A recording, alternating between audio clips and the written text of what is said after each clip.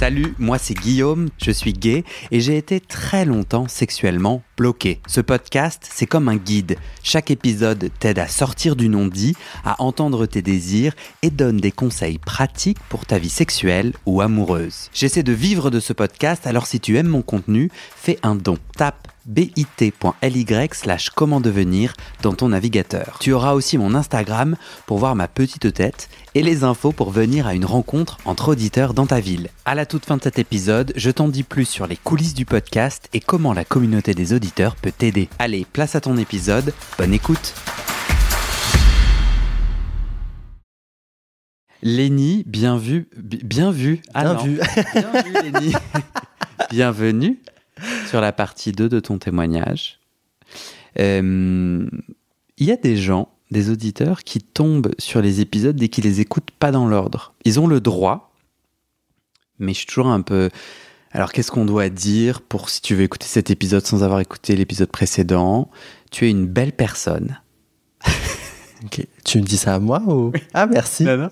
Oui, tu es une belle personne, en couple en ce moment. Le couple, ça a été une découverte pour toi. T'as grandi en te disant, moi, j'y crois pas à l'amour, ouais, et où j'ai pas les codes. Tu comptes fleurette jusqu'à, pouf, tomber sur ce bel homme. C'est un homme. Ouais. Sur cet amoureux. Et hop, ça se tisse entre vous. J'ai eu l'impression qu'au début, tu disais dans l'épisode précédent, au début, il y a eu peut-être un peu un quiproquo.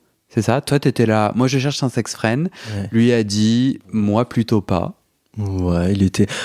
Disons qu'il savait pas trop ce qu'il cherchait. Ok. Parce que les fameux. Parce que Et en fait, c'est assez drôle parce qu'on en a parlé bien longtemps après, mais je lui ai dit, bah vas-y, monte ton Tinder. Et forcément, enfin, on était proches, donc il n'y avait pas de souci. Et je lui dis, mais attends, t'as matché avec autant de gens, et sur toutes ces personnes, genre, il n'y a personne avec qui, genre, il aurait pu se passer quelque chose, une petite histoire, même genre 1 mois, 2 mois. Ou... Et en fait, non, je pense que j'étais le plus coriace, quoi. J'étais le cafard, quoi. Genre, de son Tinder. C'est quoi cette mauvaise estime de soi, là, que j'entends? Comment ça? C'est quoi?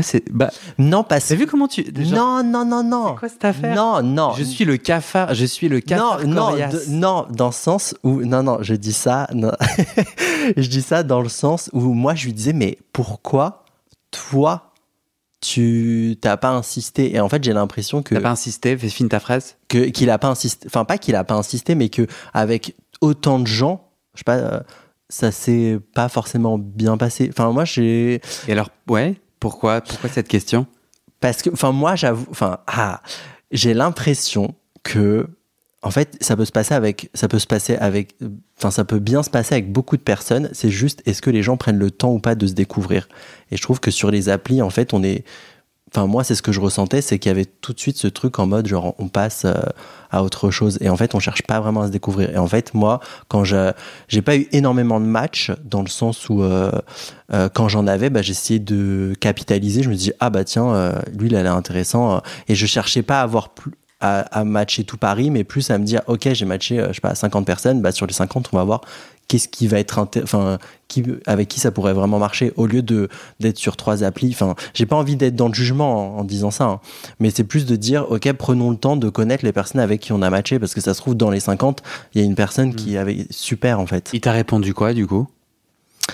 En fait, c'est trop timide.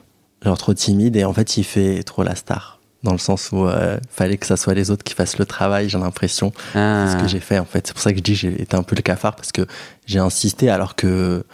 Mais après, c'était donnant-donnant. J'ai pas insisté dans le vide non plus, tu vois. Enfin, c'est pas... Enfin, lui aussi a joué le jeu et tout ça. Enfin... C'est marrant parce que dans tout le narratif que tu as de votre rencontre, il n'y a pas un moment donné où c'est aussi plus simplement genre, il t'a kiffé? Si, mais c'est juste que moi, je suis... Ouais, c'est vrai que... Ouais, si, t'as un peu raison. Je me dénigre un peu quand tu le dis comme ça. C'est toi. Non, mais t'as raison. En vrai, je pense qu'il y a un sujet, parce que... Enfin, c'est ça que j'entends, c'est pas qu'il y a un sujet, pardon. Enfin, si, je sais pourquoi j'ai dit ça. Je suis le cafard d'une situation. Ouais. J'ai pas besoin d'avoir fait une licence en psychologie pour me dire. Quand même, c'est une drôle d'image. En fait, il y a un sujet parce que c'est un sujet que toi tu as amené en disant il y a eu un moment clé du couple pendant le Covid où toi, après une grosse prise de poids, Ouais. tu te sens plus désirable. Donc, la question de l'estime de soi. Ouais. C'est à ça que je fais un lien à ça, le moment où Ok. tu te définis comme un petit cafard. Bah, en fait, quand on s'est rencontrés, moi, je me plaisais, je savais qui j'étais, je m'aimais et tout ça. Et donc, dans les jeux de séduction, j'étais complètement à l'aise avec la personne avec qui j'étais à ce moment-là. Et effectivement, cette prise de poids pendant le Covid a fait que je pouvais plus me regarder dans la glace, que je m'aimais plus, et surtout que j'avais en face de moi quelqu'un qui me disait mais si, t'es super beau et tout ça. Enfin, il n'était pas du tout dans le jugement. Et en fait, ça m'a fait vraiment bizarre. Et je me suis dit, mais j'ai vraiment quelqu'un d'extraordinaire en face de moi parce que, en fait, c'est vrai, parce que j'aurais été un peu dans le jugement, je pense, si c'était dans le sens inverse. Et j'aime pas trop ça. Est-ce que tu veux te décrire physiquement à l'époque où tu te trouvais beau ? Oui. Enfin, en fait, vu que j'ai reperdu du poids, je dirais plus la personne que je suis aujourd'hui. Ok. Donc, j'ai fait ce travail-là. Et justement, si je peux faire le lien avec ma sexualité, c'est que ça a eu un impact sur notre sexualité. Parce qu'en fait, quand ça allait pas bien, il s'est dit, mais au début, on n'avait pas de problème sexuellement. Et en fait, là, tout de suite, je le sens frustré. Et moi, forcément, parce que je dis, ah non, j'ai pas envie et tout ça. Et en fait, je comprends que il y a quelque chose qui va pas chez moi. Et en fait, quand il me dit, bah ouais, mais avant, il y avait pas de problème, je dis, bah oui, il y a quelque chose qui va pas. Et donc, forcément, là, je fais le lien aussi avec le fait que, je m'aime plus, là, aujourd'hui. Et je me suis dit, si je veux rester en couple, parce que il va pas rester éternellement frustré, il faut que je fasse quelque chose. Donc, je me suis dit, je vais faire ce qu'il faut pour me retrouver dans un premier temps. Parce que la prise de poids, c'est lié à... Tu te sens pas bien, c'est lié à... Alors moi, je suis quelqu'un de un peu genre... il n'y a jamais de problème dans la vie, tout va bien et tout ça. Et en fait, j'ai réalisé qu'après le Covid, moi, j'ai fait de l'angoisse. Et pour moi, l'angoisse, ça n'existait pas. C'était un truc, genre les crises d'angoisse, pour moi, c'était en mode genre, ah non, mais ça, c'est... Moi, je suis trop chill comme personne.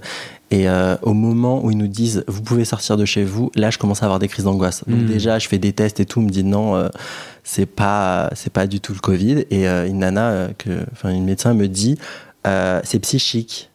J'ai pas compris. Tu avais des symptômes, tu angoisses que c'est le Covid. En fait, j'ai du mal à respirer. Okay. Et en fait, vu qu'à l'époque, à cette période-là, on me disait, si t'as du mal à respirer, c'est que t'as forcément le Covid. Et en fait, elle me dit, non, c'est psychique. Elle me dit pas, tu fais des crises d'angoisse ou c'est sûrement de la dépression et tout ça. Elle me dit, c'est psychique, il faut... je sais pas, faut se reposer, je sais pas quoi. Donc, et en fait, je me dis, bon, il y a un truc qui va pas. Et donc, en fait, là, je commence à faire des crises d'angoisse. Je comprends pas trop ce qui se passe. Et en fait, ça amène aussi à une forme de trouble alimentaire où je mange mal, je mange n'importe quoi. Et tout ça s'ensuit. Et en fait, je tombe dans... Et en fait, c'est en l'espace de 9 mois, je dirais... En fait, je pense que j'ai surtout gonflé. Je sais pas trop comment le dire, mais j'ai pris du poids, certes, mais j'ai aussi gonflé, qui fait que, d'un coup, en fait, en l'espace de 9 mois, tu te regardes, tu te dis waouh. Et quand tu commences à changer de garde-robe, là, tu te dis ouais, il y a un souci, quoi.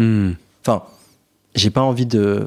Ça me saoule parce que j'ai l'impression de faire de la grossophobie et j'essaye de déconstruire ça aussi chez moi parce que j'ai compris aussi que une partie de moi était grossophobe de plein de choses et j'aime pas cette partie de moi. Et en fait, je refais le lien avec mes parents, en fait, quand j'étais plus petit, il y avait... je sais que ma mère ou même ma tante, à chaque fois que, admettons, je prenais du poids, elle me disait « Ah, t'as pris du poids » ou « Ah, t'as perdu du poids. Oh là là, mais t'es trop maigre. » Et en fait, ça allait jamais.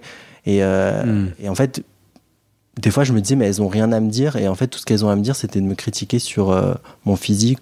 Et en fait, ça a généré des choses chez moi où en fait, malheureusement, le poids, ça a été un sujet. Et quand ça m'est tombé dessus, j'étais en mode genre, waouh, il faut vraiment que je travaille ça. Toi, tu as l'impression que... Donc, je comprends, c'est que le Covid est comme un détonateur et Ouais. qu'après, les enjeux de libido dont on va discuter après, donc l'arrêt de ta libido, ou en tout cas la baisse de ta libido, et donc la discussion dans ton couple, elle vient de cette détonation. Ouais. Est-ce que le Covid a fait loupe sur un problème qui était là de toute façon? Qu'est-ce qui s'est passé en fait? Est-ce que c'est l'enfermement qui a créé quelque chose, ou est-ce qu'il y avait un terrain qui a été qui a été rendu visible par la crise du Covid? Non, je pense que c'est plus le fait que moi, je veuille plus avoir de rapport qui fait que je sentais qu'il était frustré. Mais moi, je l'aime trop pour... à ce moment-là, je me dis, je l'aime trop pour que on se sépare à cause de ça. Attends, parce que ma question, elle n'était pas là. Ah, Elle pardon. était... Moi, j'ai bien compris que tu es dans le mal-être. Ouais. Tu as plus de libido. Donc après, il y a un sujet de couple qui s'ouvre. Et moi, j'ai envie de comprendre ce mal-être. Ouais. Il a toujours été là. Pourquoi soudainement il débarque pendant le Covid? C'est la prise de poids. Il n'y a pas de...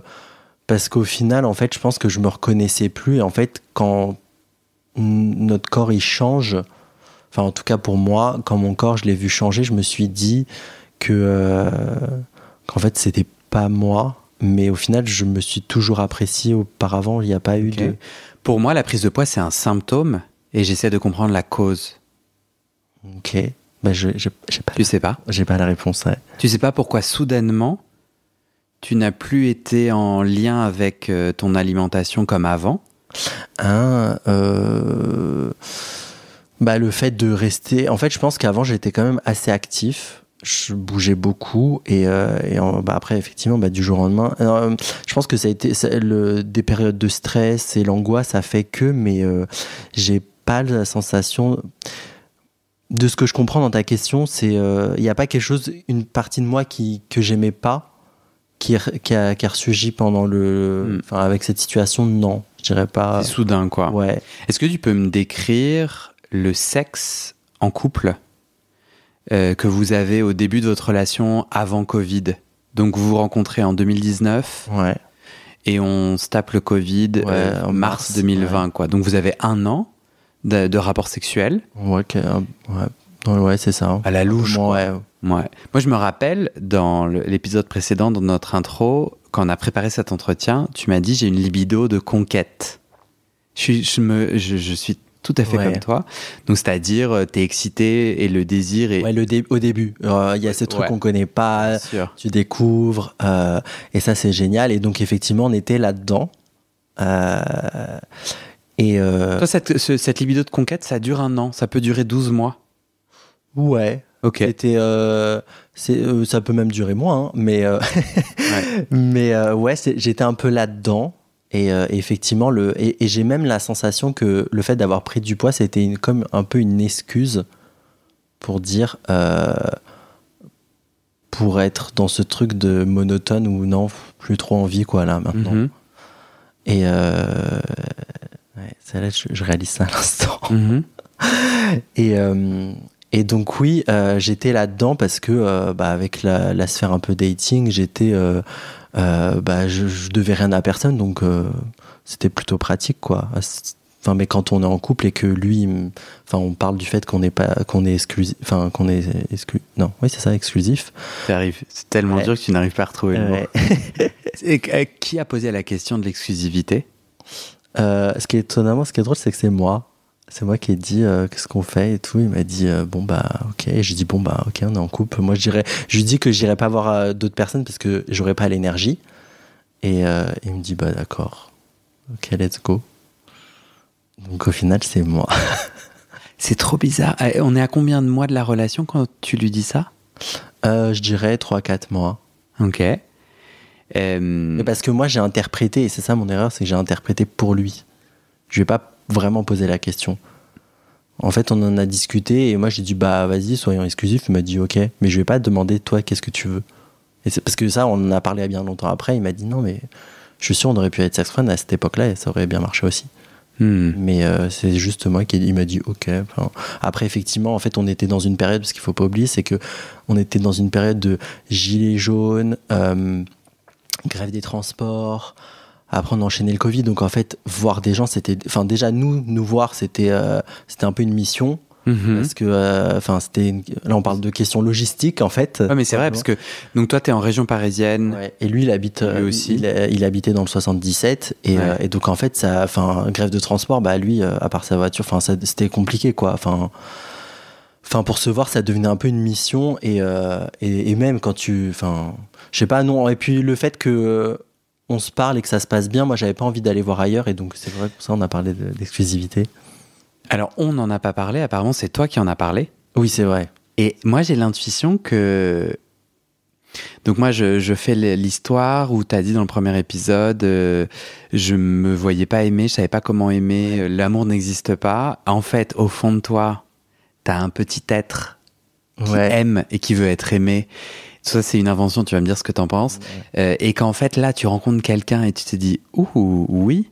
Et donc le moment où c'est toi qui provoque la conversation de on va sexer que tous les deux, toi et moi, en exclusivité, comme un vrai couple, gros guillemets, attention, mais comme un couple hétéronormé, je vais enfin, moi, Lénie, jouer au jeu de l'amour et du vrai couple. Est-ce qu'il n'y avait pas un peu de ça ? Ah si, complètement. J'ai compris il n'y a pas longtemps que, au final, l'idée du sex friends, c'est une sorte de protection. Parce qu'au final... Si ça se passe bien, qu'est-ce qui t'empêche d'au final de dire bon bah vas-y, restons ensemble ou soyons un vrai couple. Après avec différentes configurations, mais au final le sex friend, je trouve c'est une manière de dire on s'amuse, on fait ça et après si vraiment ça devient plus sérieux, ben on en reparlera à ce moment-là. Et effectivement.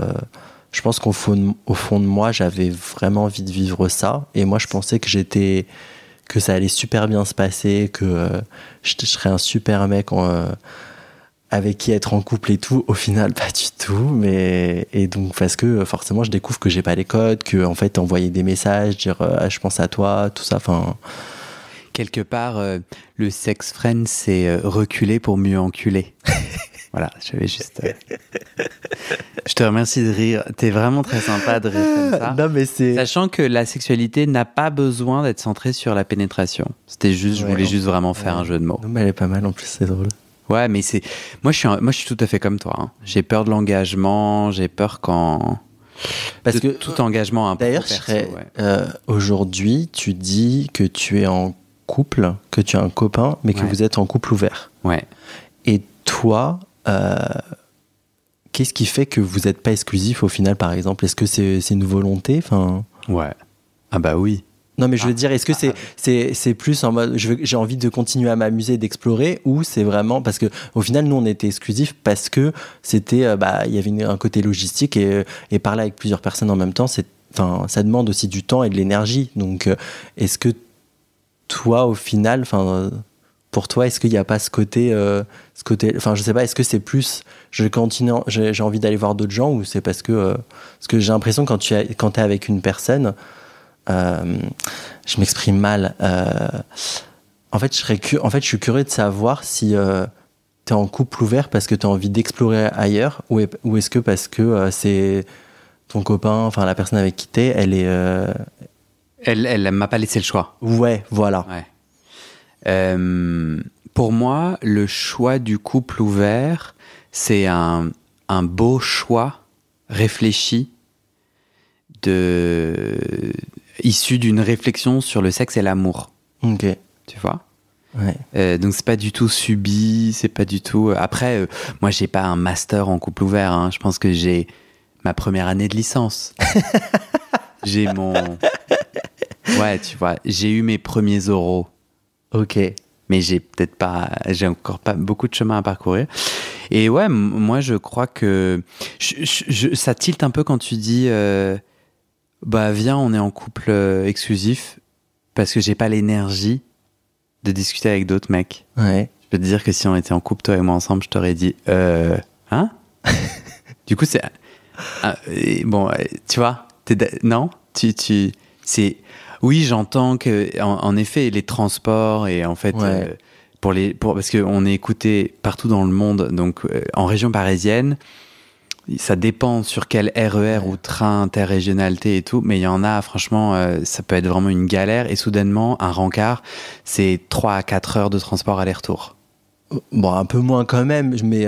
Moi, j'ai déjà fait Ah ouais. 1h30 aller-retour, 3 heures. Ah oui, c'est vrai. Oui, c'est vrai. 1h30, c'est pas... Ouais, c'est de l'engagement, quoi. Faut vraiment y aller. Donc voilà, donc quand tu parles d'énergie, je le comprends, tu vois. C'est sûr que si tu habites à Paris intramuros, c'est quand même différent, ou dans une ville. Mais de là à choisir une philosophie de couple par rapport uniquement à la logistique, ça me met un peu la puce à l'oreille, quoi. Parce qu'il y a plein de façons aussi de sexer avec des gens, de les rencontrer. Moi, j'avoue, je suis un peu feignant là-dessus. Tu vois ce que je veux dire? Comme s'il y avait... Mais c'est pour ça que je comprends mieux ta question pour moi, c'est que tu me demandes, mais est-ce que tu as vraiment choisi Guillaume? Parce que j'ai presque l'impression que toi, tu n'as pas forcément totalement choisi en mode adulte, je veux ça. Ouais. Tu vois? Et moi, je trouve que c'est vraiment défiant. Pour moi, parce que en ce moment, j'ai pas de libido. Okay. Et où je trouve que c'est vraiment compliqué en ce moment pour moi la sexualité. Trop intéressant de t'entendre dire tu ça. Vois je suis là, voilà. Et du coup, il y a des gens, et j'en ai parlé en story sur Instagram, et il y a des gens qui m'ont dit c'est parce que t'es en couple ouvert.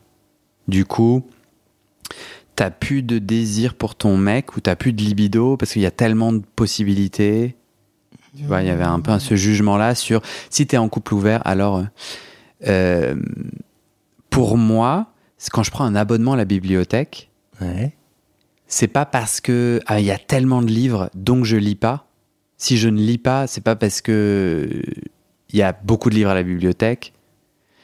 C'est parce que j'arrive pas à prendre soin du bouquin, soit parce que le bouquin ne me raconte pas une histoire que j'ai envie. J'adore cette image. Soit parce qu'en ce moment, je suis un peu pas dispo pour me poser, me plonger dans un bouquin. Et notamment, je trouve que le contexte extérieur, genre TikTok, les réseaux sociaux, font que j'ai beaucoup plus de mal à poser mes fesses. Tu vois, je suis abonné à Netflix, donc j'ai tellement de choix que le kiff de lire un bouquin est plus compliqué pour moi à pénétrer que, tu vois, de scroller sur TikTok comme un abruti. Pour moi, c'est la même chose.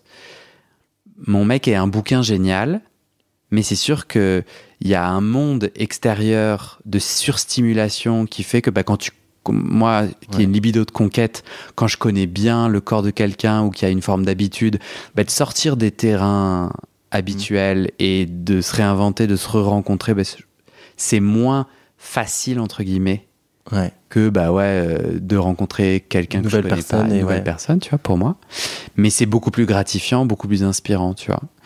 Donc je dirais que aux gens qui m'ont dit ta libido est impactée parce que t'es en couple ouvert, je dirais en fait couple exclusif, monogame ou couple libre / ouvert, t'as différents problèmes, mais t'as différents défis. T'as pas les mêmes défis, mais t'en as. Genre chacun a 7 cartes, t'as juste pas le même paquet, quoi. Mais t'as les mêmes complexités pour moi. Je te parle de de mon cheminement. Et je fais le choix d'un couple ouvert parce que philosophiquement, je veux être dans une relation qui nourrit, qui est un tremplin pour l'autre.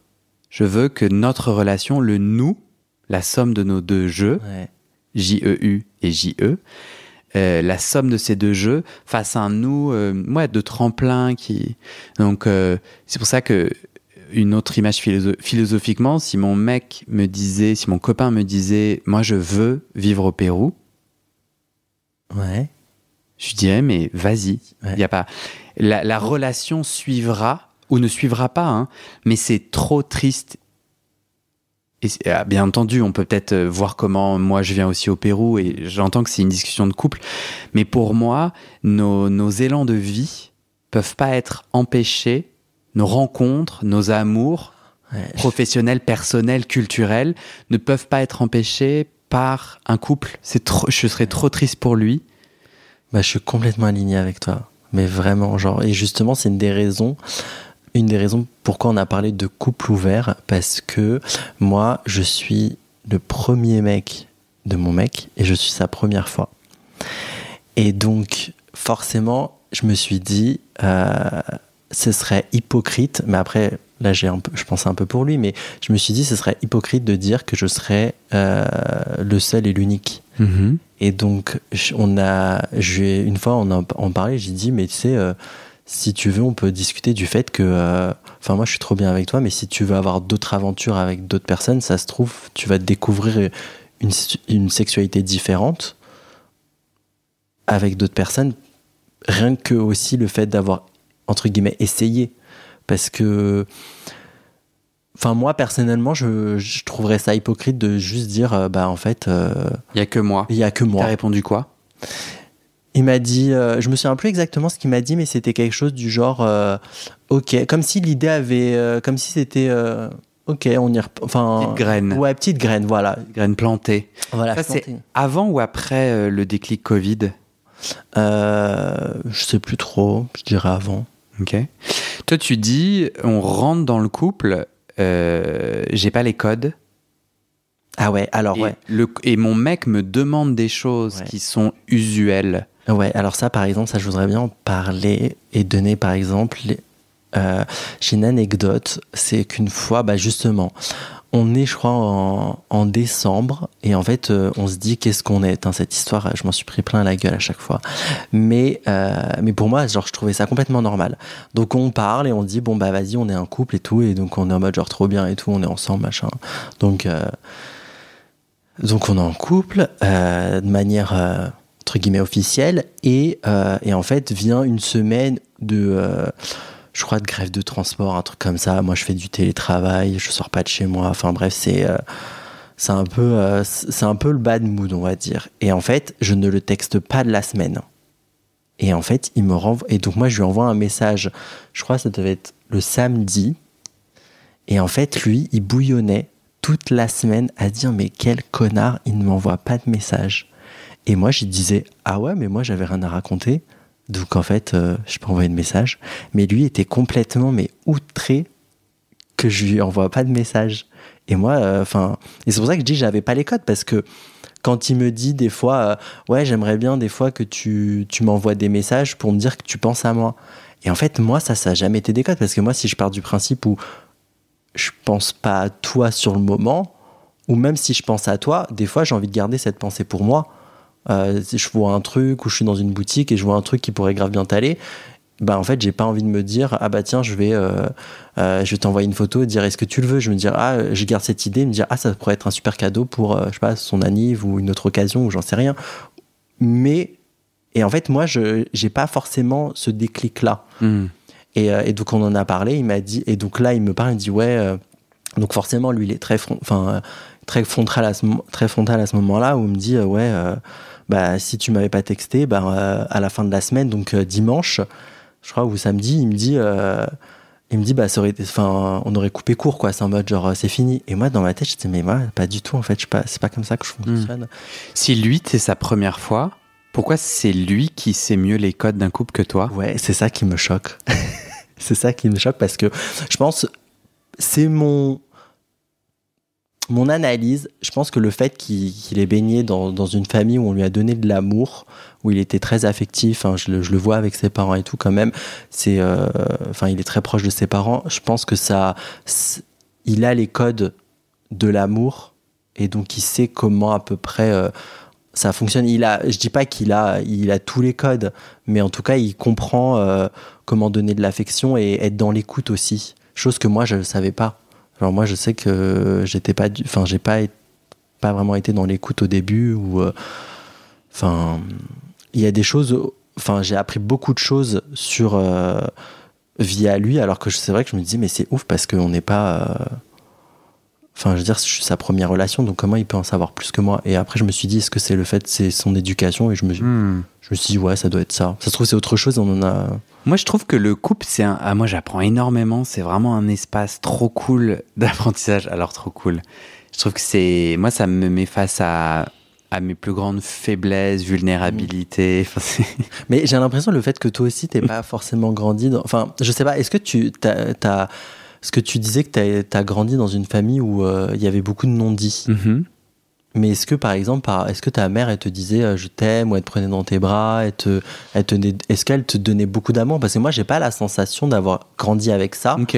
Et donc, forcément, tu sais, tu parlais de câlins, d'affection, de tendresse, de bisous. Moi, c'est des choses que, moi, j'ai pas connues quand j'étais plus jeune. Et donc, en fait, je savais pas comment donner. Ouais, je comprends. Et donc, c'est pour ça que lui, il m'a appris, il me dit, et des fois, il me dit, on se pose dans le canapé et on se fait un câlin. Mais pour moi, ça, c'est en mode genre, on peut pas faire un truc en même temps qu'on fait un câlin, genre il faut optimiser, tu vois, genre j'ai l'impression que c'est pas, alors que si en fait c'est un moment intime, et ça c'est un truc que pour moi je connaissais pas.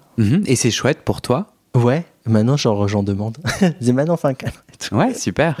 Parce que pour moi, le couple est un endroit d'apprentissage, et le défi vachement intéressant, c'est de rester poreux. Et non peureux, tu vois, de laisser l'autre un peu te dire ses désirs, ses envies, te dire comment lui, il aimerait que ça soit fait, tout en restant quand même aligné avec la solution qui est en toi. Et donc, la solution est en toi, Lénie. La solution est en moi. Tu sais suffisamment. Ok. Il y a comme un narratif, enfin moi si je te donne mon opinion, il y a un narratif où tu n'es pas assez, tu ne sais pas assez, tu dirais voilà, il y a différentes causes que tu as identifiées, et donc toi tu n'es pas assez, tu ne sais pas assez, tu ne sais pas faire.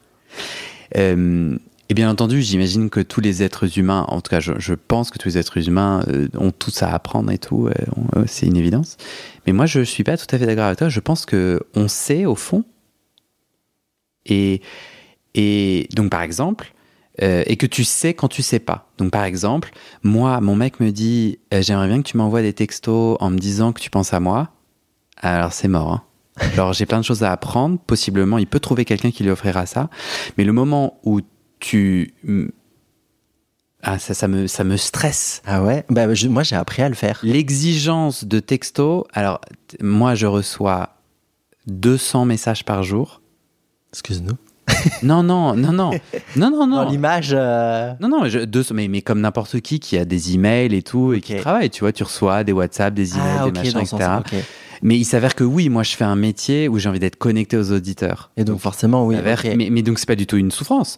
Mais moi je donne mon numéro WhatsApp, sur Discord, etc. Ouais. Donc par jour, c'est entre 200 et 300. Donc si pendant 2 jours je consulte pas, c'est 600. Mais attends, tous les messages ne me sont pas adressés sur le Discord, c'est vachement sympa, les gens discutent ensemble. Et puis j'ai le droit de ne pas les regarder. Hein, y a pas de... Mais donc, moi, être un peu plus sur mon téléphone, en exigence de langage de l'amour, je suis là, en vrai, mec, non, quoi. Enfin, c'est pas possible. C'est non pour moi. Okay. Et ça, je le sais au fond de moi. Après, je peux faire des compromis et 1001 efforts. Et j'aurais envie que dans notre couple, on discute de toutes tes envies. Et si, en effet, ta number one... c'est celle-là, je la fais avec plaisir et je vais trouver ma manière de le faire. Okay. Si c'est ta number one, c'est facile pour moi, tu vois. En revanche, sous-entendre que c'est une évidence d'un code de l'amour partagé que moi je ne saurais pas et auquel je devrais me soumettre, parce que en fait c'est la norme et que c'est quand même un peu bizarre, Guillaume, que tu envoies pas de texto pendant une semaine. Ça pour moi c'est non, c'est pas du tout la norme. C'est ce que tu désires, parlons-en, génial. Mais et je le sais notamment parce que bon après là c'est parce que tu vois ma mère ne m'envoie, mes parents un peu plus mon père, ma mère ne m'appelle jamais, ne m'envoie jamais de texto. Moi, et elle et ça me rend ouf. Et voilà, mais je pense que du coup ça peut être lié à ça. Ça me rend ouf et elle en gros elle veut pas me déranger. Pareil, ou même des fois elle va juste m'envoyer un message pour me dire comment tu vas ou je t'aime mon fils et voilà. Mais c'est vrai qu'on n'est jamais dans... moi, je sais que... une anecdote tout bête, mais c'est pas très grave. C'est mon mec, dans sa famille, ils ont un groupe, je sais pas, WhatsApp, on va dire, avec les enfants et les parents. Nous, dans notre famille, on n'a pas du tout ça.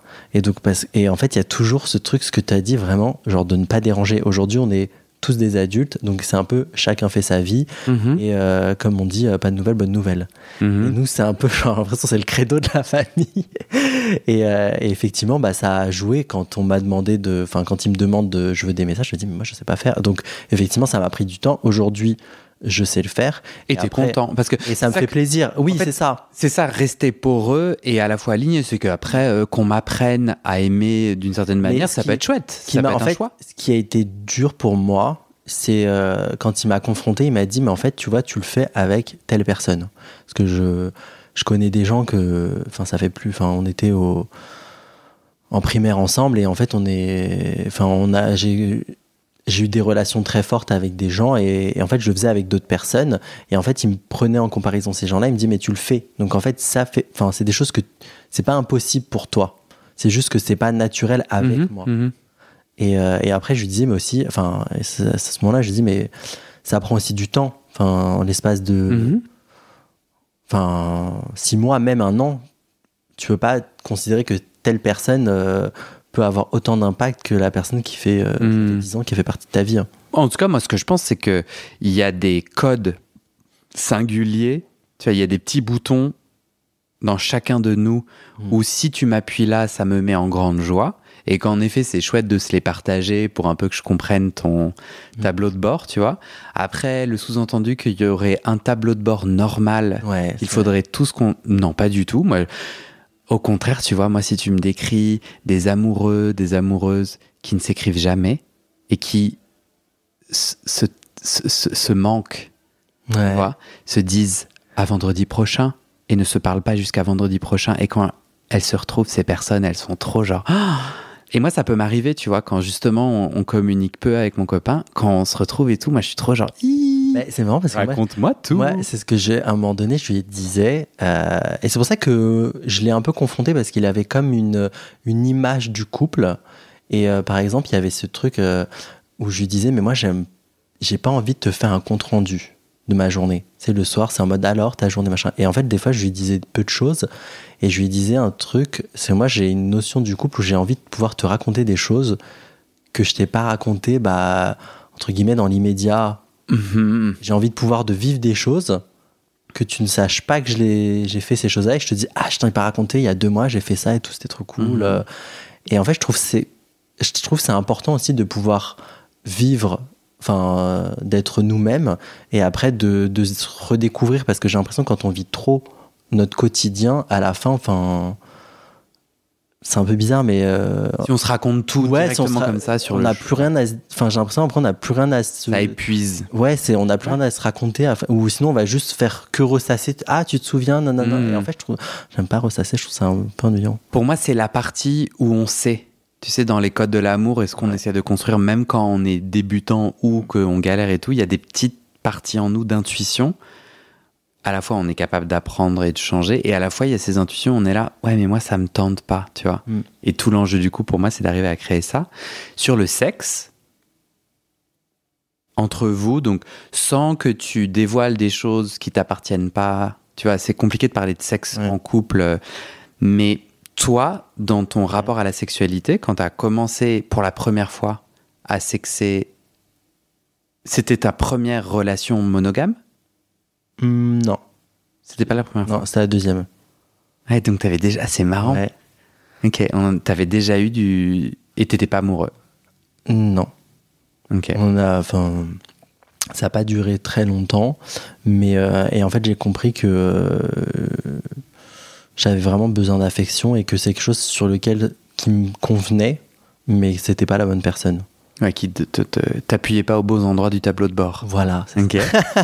Le sexe, avant Covid, avant le point de rupture... Super. C'était très bien. Le clic est immédiat ? Non. C'était même la première fois qu'on s'embrassait, c'était super nul. J'ai dit, tu sais pas embrasser. Ouais, il était un peu nul. En plus, je trouve que j'embrasse pas mal, mais il avait pas mon rythme, donc ça allait pas. On n'était pas sur le truc. Et c'était pas sur la même longueur d'onde. Ouais. C'est quoi quelqu'un qui embrasse pas bien pour toi ? C'est très subjectif. Je trouve que c'est un mouvement. C'est juste de comprendre. Il y a un truc où, pour moi, c'est une question de tempo. Quand entre les lèvres, la langue, il y a quelque chose. Et en fait, quand il y a quelqu'un qui a pas le même tempo, ça marche pas, et en fait t'es en mode genre ouf, ça ouais, je vois. Et tu te dis ok, mais qu'est-ce qu'il fait là, il va où là, et en fait C'était un peu malaisant. Et en fait, quand on en reparle, on en rigole. Et il y a un truc aussi que j'adore dans notre relation et ce qu'on raconte des fois dans notre entourage, c'est qu'en fait, nous, on a vraiment appris à s'aimer. C'est un truc, on n'a pas eu de coup de foudre. En fait, on s'est super bien entendu, mais on n'a pas eu de coup de foudre qui fait que ah ouais, c'est la bonne personne. Et en fait, tous les jours et encore aujourd'hui, en fait, on se découvre et on apprend à s'aimer. On se découvre des passions, on se découvre des envies et en fait ce schéma de couple ouvert où justement je voulais apporter un peu plus de détails là-dessus. Mais ça sera au prochain épisode. Ah pardon, excuse-moi. Là, parce que là, moi j'ai envie qu'on comprenne, j'ai envie qu'on fasse chronologiquement, si tu me permets de décider. Et là, j'avais envie qu'on parle. Le 3e épisode, on sera post-Covid, le moment où la conversation du couple ouvert, est-ce que vous avez décidé et tout. Parce qu'en vrai, moi, je sais toujours pas, et tu vas pas répondre, si vous êtes en couple ouvert ou pas, ce que vous avez décidé. Et moi, du coup, je voulais qu'on mette les mots sur la sexualité avant la rupture Covid. Ok. Tu disais super, même si on a appris à s'aimer, est-ce que sexuellement aussi, vous avez appris vos corps, vous avez apprendre à se prendre. Ouais. De savoir qu'est-ce que l'un, enfin après, je vais pas dire classique, mais ce que la personne aime, ce qu'elle aime moins, des choses dans des pratiques, de dire ah bah tiens j'ai essayé ça j'aime bien, ça j'aime Vous avez moins. fait comment? Communiquer. Donc il y a un rapport sexuel. Ouais. Et pendant le rapport, vous parlez pendant, et je dirais un peu après, mais pas après. Parce que souvent, enfin, je crois que je sais plus qui disait dans un podcast, on parle juste après, genre on fait un débrief. Non, moi, c'est moi. Moi, je fais pas de débrief après, je sais. Mais justement, j'apprends à le faire aujourd'hui. Et lui, j'en ai parlé là, il y a pas longtemps, je pense, c'était toi qui disais ça. Et je dis, c'est vrai qu'on se parle jamais. Enfin, on dit pas, ah, moi j'ai aimé ça, nanana. Et maintenant, on le fait un peu. En fait, moi, j'ai du mal pendant le sexe. Je trouve que ça coupe l'élan si on se parle. Ah ouais. Alors qu'après, il s'est passé ce qui s'est passé et on peut mieux choisir les mots pour que ça soit soigneux et tout. Alors que pendant, attends, est-ce que je suis mal pris? Non, mais est-ce que je suis censé être dans mon corps, connecté par ce truc un peu animal? Et dans ce cas-là, je suis pas. Enfin, si je peux communiquer, mais du coup, ça sera très. Ah, tu veux pas mettre de. Brutal. Tu veux pas intellectualiser le truc pendant le. Ouais, je pense. Et puis, deuxièmement, moi, j'ai un vrai problème à dire non pendant le rapport sexuel. C'est-à-dire, j'aime pas, je n'ose pas. Après. Parce que j'ai l'impression que je nique l'élan. Moi, je trouve qu'on dit pas non, mais on dit plus genre on change. Genre, t'as un truc. Je crois que c'était un sexologue qui disait ça. Il disait pas, faut pas mettre de négation, mais il faut plus dire ce qu'on aime. Dans le podcast? Sur le podcast? Ouais, je crois que c'était dans le live. Ouais, c'est vrai. Et d'ailleurs, j'ai adoré ce podcast, cet épisode parce que justement, il parlait de quelque chose dont. Enfin, je fais juste une petite aparté. Il parlait de libido et il disait que quand on est artiste, on a moins de libido parce qu'en fait, c'est une énergie créative on a une énergie et en fait on va plus mettre d'énergie créative mais on va peut-être en mettre moins dans la libido. Et en fait quand il a dit ça m'a j'ai dit mais oui, enfin je suis artiste et ça m'a, je me dis ah ouais ok, des fois ça c'est ce que je ressens. En fait c'est la libido, c'est un terme qui est utilisé en sous-entendu sexuel, mais c'est selon Freud l'élan de vie. Et donc c'est comme si on avait un stock d'élan de vie, j'en sais rien, inventons, quotidien. Ouais. Et puis c'est pour ça qu'à à la fin de la journée, on a besoin d'aller se reconstituer, donc on ferme la boutique. Et qu'en fait, cet élan de vie, il n'est pas inépuisable et il n'est pas catégorisable. Donc en fait, si tu surtravailles à 8000%, le fait que tu n'aies pas d'élan de vie pour autre chose, parce que tu es épuisé, sexuel, culturel, relationnel, que sais-je, c'est pas étonnant. Mais c'est intéressant, hein. Ah mais ça m'a fait trop du bien d'entendre ça. Donc vous communiquez pendant, pas tellement après, vous communiquez un peu et selon en fait comment ton mec réagit par exemple, tu dis ça il aime moins, petit à petit tu décodes, c'est ça? Ouais, et après on commence à rentrer dans un truc un peu monotone dans le sens où en fait on fait souvent la même chose. Après c'est un peu, je vais pas dire de ma faute, mais moi je suis plus sexe vanille, genre classique, enfin je sais pas trop comment dire, mais je serais plus là-dedans, donc en fait ça me va très bien. Donc en fait j'ai pas poussé non plus plus que ça. En fait, on a décrypté un peu, t'aimes ça, et ensuite on le fait. Et en fait, on est arrivé dans un truc où, dans ce schéma-là. Pour moi, là, on mélange deux sujets. Pardon. Non, pourquoi tu t'excuses ? Parce que tu dis, il y a eu une forme de répétition. Et ça, la répétition, c'est un sujet complètement indépendant des pratiques.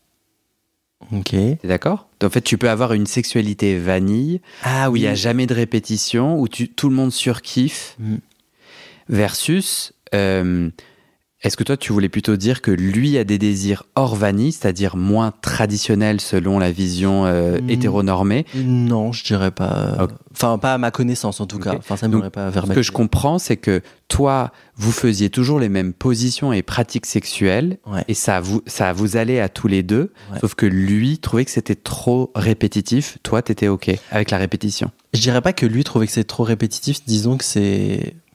Ça va passer à l'autre podcast, mais ça vient plus après au niveau de la libido. J'ai l'impression, où j'ai l'impression qu'il veut aller plus loin dans des choses, et en fait, moi, je m'autorise pas. Parce que j'ai, comme dans le premier épisode, j'ai des tabous. Par exemple, il me disait, mais je sais pas, moi, j'aimerais bien que tu me prennes pendant que je suis en train de faire la vaisselle, tu vois, des trucs comme ça. Et moi, je suis en mode genre, ah ouais, non, mais enfin, et j'ai ces tabous là où je me dis, mais pourquoi je pourrais pas le faire? Tu vois, et donc lui il a plus des désirs de faire un peu différemment, pas forcément dans des pratiques un peu plus je vais pas dire trash, mais dans des choses, enfin sortir un peu du cadre. Ouais. Vous avez pas de la vaisselle? Non, j'avoue, putain, faut pas que je dise ça, mais ouais, j'aime bien faire la vaisselle et j'aime bien non mais je veux dire, en fait c'est l'investissement de luxe. Ouais. En fait, c'était soit quand c'était soit on mettait un placard, soit on mettait de la vaisselle. Et je me suis dit, faut du rangement parce que sinon après t'as plus rien. Enfin, tu peux rien ranger quoi. Tu aurais fait l'autre choix, moins de choses et un lave-vaisselle. Mais toujours est-il que après, même quand t'as un lave-vaisselle, t'as des casseroles qui peut-être rentrent pas, et donc tu peux te faire baiser en. Tu peux baiser en. Ouais, donc en fait les portes ne sont pas. Ouais, en gros là on fait beaucoup on sort beaucoup de casseroles et beaucoup d'assiettes. Ouais, tu sais, c'est le moment où tu es super inventif en cuisine pour avoir tellement de vaisselle qu'il va falloir nettoyer. Il y a des pratiques sexuelles dans cette première partie de relation. Toi du coup, parce qu'en fait on parle de sexe sans en parler, est-ce que tu es à l'aise juste de dire toi tu kiffes quoi à ce moment-là de la relation, au début, avant le Covid, cette répétition, c'est toujours toi qui pénètres? Non, parce que moi je suis verse. Non, mais c'est plus, en fait, je sens que lui, il est moins. Enfin, il est plus passif. Ouais. Mais parle de toi. Ouais. Toi, du coup, à ce moment-là, au début de la relation, là, pendant la première année, ton kiff, il est où dans la sexualité? Il ressemble à quoi? C'est difficile à répondre. Disons que je découvre ma sexualité. Enfin, en fait, je suis beaucoup dans le partage. J'ai pas un truc où me dit je veux faire ça. C'est plus, je sais pas trop comment répondre à ta question. C'est marrant. J'avoue, je sais pas comment répondre. Et là, du coup, attends, comment je peux la reformuler? Parce que pour moi, elle semble. Attends, redis. C'est le cœur du podcast. La question qu'on se pose et se repose sans cesse, c'est dans ton rapport au sexe, tu kiffes quoi? Donc on voyage, on est avant le Covid, et j'ai envie de te faire prendre un plaisir max. Qu'est-ce que on fait? Ah, ok, dans ce sens-là. Ok, je voyais pas. Bah, ça va être beaucoup de la pénétration, sucer, prendre, découvrir faire monter. En fait, j'ai ce truc où j'aime bien faire monter et que ça dure pas non plus trop longtemps. Et donc, en fait, il y a une sorte de jeu, de s'embrasser, de toucher en même temps. Et il y a ce truc où je découvre aussi moi ma sexualité en même temps, dans le sens où je découvre que quand on aime, le sexe est différent. Et donc en fait je découvre que j'aime bien aussi me faire pénétrer, et ça c'est des choses que avant je m'autorisais moins entre guillemets. Tu t'autorisais quoi avant? Pas de pénétration? T'étais moins pénétration? Ouais. C'était plus classique, c'était beaucoup de prélit et c'était pas tout de suite de la pénétration. Prélit. Toi, tu Je dis dis prélit. prélit, ouais, préliminaire, ouais. Mais à qui tu dis prélit? Bah, je sais pas. Enfin, c'est comme ça que je le dis. Enfin. Tu parles souvent de sexe avec des gens? Non. Ok. Ouais. Parce qu'une abréviation sur un terme que tu utilises jamais, je suis surpris. Prélit. C'est joli. Ah, tu l'as jamais utilisé? Moi, je sais pas, Moi, je suis contre le terme préliminaire. Parce que ça Pourquoi? sous-entend... Parce qu'en fait, non. Ah, ça sous-entend que oui, ça s'arrête à là, ouais. Non, ça sous-entend que c'est le petit truc que je fais avant le vrai truc. Ouais. Ah, ça me saoule. En vrai, ça, c'est vraiment parmi des constructions, mais c'est un point de vue personnel. Moi, j'en ai rien à foutre de ça. Non, j'ai pas envie de... Tu vois, j'avais jamais pensé à ça ou de le voir sous cet angle. Non, parce que en fait, je sais pas ce qui est considéré préliminaire, genre une caresse, ça peut être l'entièreté du moment sexuel de 1 minute qu'on va passer ensemble, ou bien de 2 heures de caresse, ou bien, enfin, j'ai envie de... Parce que moi, je suis très enfermé dans ces petites boîtes de si j'éjacule pas, s'il y a pas de pénétration, s'il y a pas sucé, Ouais. alors ça veut dire que... Non, mais non. C'est trop rapide, trop lent. Non, c'est... Non. Et toutes ces préconçus, je sais, ils me viennent Ouais, de la société, et j'ai envie de dire, mais non, il n'y a rien de tout ça, il n'y a pas de règles. Ok. Donc, c'est marrant. Là, on a trop enregistré, donc il faut qu'on passe à l'épisode 3. Ok. Mais on va creuser. Ok. On va creuser parce que j'ai eu une photo de la sexualité que je trouve assez... Faut qu'on creuse. Je la trouve pour le moment un peu trop impersonnelle. Je suis là, ok. Mais j'ai même senti, même dans ta réponse, que t'es un peu parti. T'étais descriptif. C'est un jugement. Non, il n'y avait pas assez de cœur dans cette réponse. Ok. Je te mets au défi de m'amener dans ton intime. Ça marche. Si tu le souhaites. Oui. On le verra à l'épisode 3 si tu l'as souhaité. Très bien. Ça me va.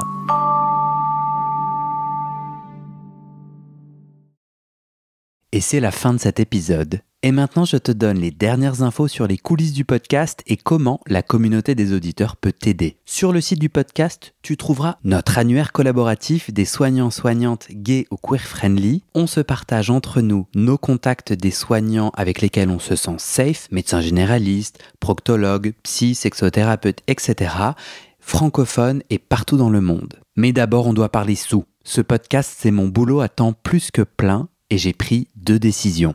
Première décision, je ne veux pas rendre le podcast payant. Je veux qu'il reste accessible. Deuxième décision, je ne veux pas non plus de sponsors commerciaux.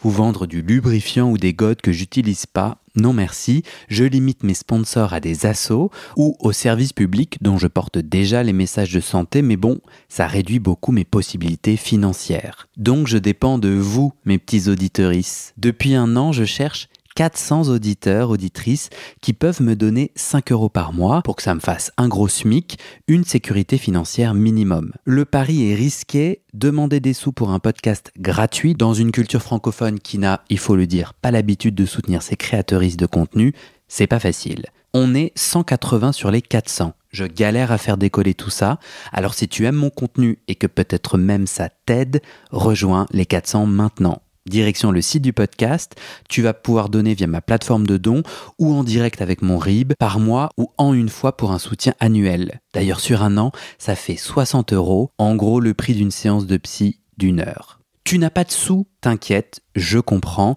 alors clique tout de suite sur s'abonner dans ta plateforme d'écoute, active les notifications pour recevoir le titre de l'épisode dès sa publication et mets 5 étoiles et un commentaire sur la page du podcast sur Spotify et Apple Podcast. Ces petites actions, ça pousse l'algorithme à proposer le podcast à plus de gens et ça m'aide à trouver des témoignages et des donatrices. Bon, maintenant, faut que je te parle de ce qui se trame derrière le podcast avec notre belle communauté des auditeurs. Sur le site du podcast, tu trouveras aussi mes réseaux sociaux et ma communauté WhatsApp.